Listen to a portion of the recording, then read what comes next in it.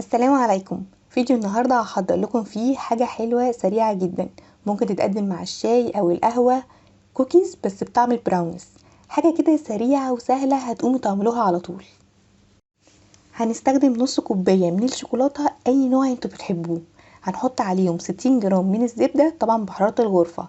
هنبتدي بقى نعمل لهم حمام مائي عشان الشوكولاتة والزبدة يسيحوا معانا بالشكل ده. اول ما يسيحوا معانا وياخدوا اللمعة الحلوة دي هنشيلهم ونحطهم على جنب. انا حضرت هنا البولة بتاعتي، هحط فيها نص كوباية من السكر البني. لو السكر البني مش موجود عندنا ممكن نستخدم السكر الابيض، مفيهوش اي مشكلة. هحط عليهم حباية بيض تكون بحرارة الغرفة، كمان رشة فانيليا. هضربهم بقى بالمضرب الكهربائي لغاية ما الخليط كله يندمج مع بعض ويبقى ناعم بالشكل ده. دي الشوكولاتة بتاعتي بعد ما ساحت، هحطها بقى على السكر والبيض وهبتدي اخلط المخليط دوت بالسباتشولا كويس جدا مع بعض. اول ما الخليط بتاعي يبقى كريمي وحلو كده بالشكل ده هحط عليهم المكونات الجافة على طول. انا هنخلها عشان الخليط ما يبقاش فيه اي تكتلات.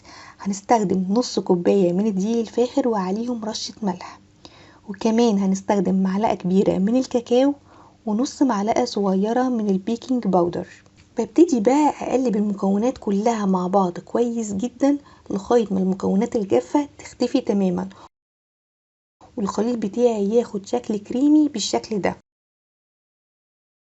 هبتدي بقى، انا جهزت هنا صينية عندي، هستخدم المعلقة بتاعة الايس كريم او حتى معلقة عادية، وهاخد معلقة كبيرة احطها في الصينية بالشكل ده، ونراعي ان يكون في مسافة كويسة ما بين كل كوكيز والتانية.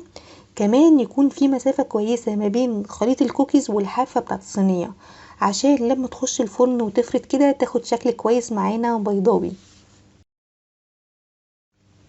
براونيز كوكيز وصفة سهلة جدا بمكونات بسيطة قوي، نقدمها كده مع القهوة بيبقى طعمها خطير فعلا. يعني اتمنى ده يعجبكم وتجربوها وتقولي رأيكم.